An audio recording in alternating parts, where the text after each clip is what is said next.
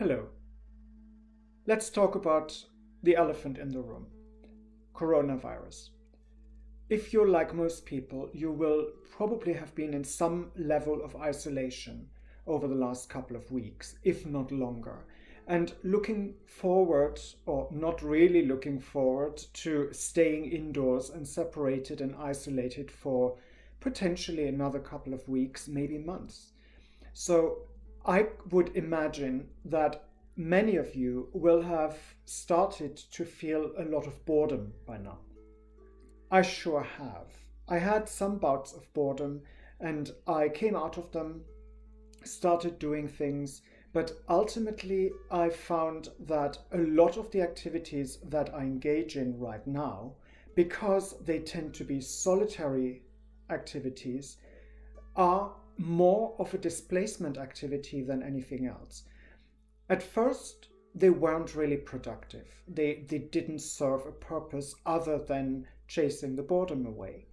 But then, after a while, I realized that the boredom was really just a superficial thing. It was to some degree the effect of not being able to follow my regular routine. And I found that looking for opportunities to find a new routine helped me out of that particular level of boredom. So rather than going to my coffee shop once a day and work from there, I changed the way I work at home. I didn't just stay at one place, but I move around. I sometimes go into the kitchen to type text, or I'm sitting on my bed where normally I don't spend my days.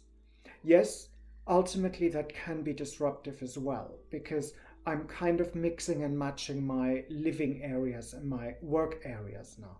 But these are exceptional times, and if that helps me to create some level of variation and getting something out of it that forms a new routine, why not?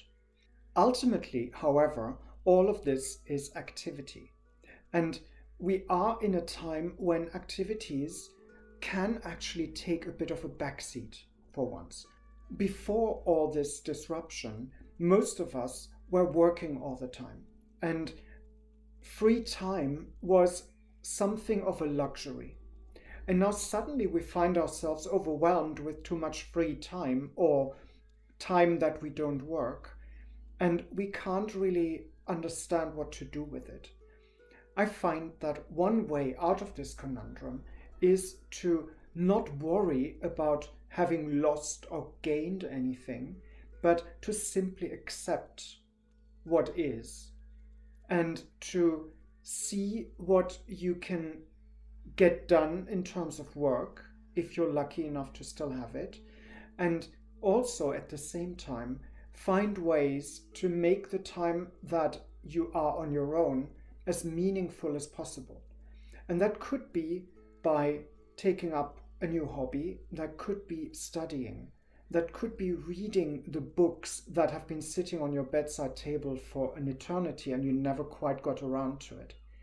My advice to you would be to take a moment and sit down and simply consider what things you have been putting off for a while with the argument that you didn't have the time to do them. Well, here's a news flash. You have the time now. So why not pick those things up and actually do them?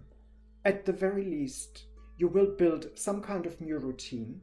You will find something to do that means something to you, that is not just rearranging your condiment shelf by alphabet or sorting your clothes by color. It's something a bit more meaningful than that. And I would advise you to just take a moment with yourself and find that out.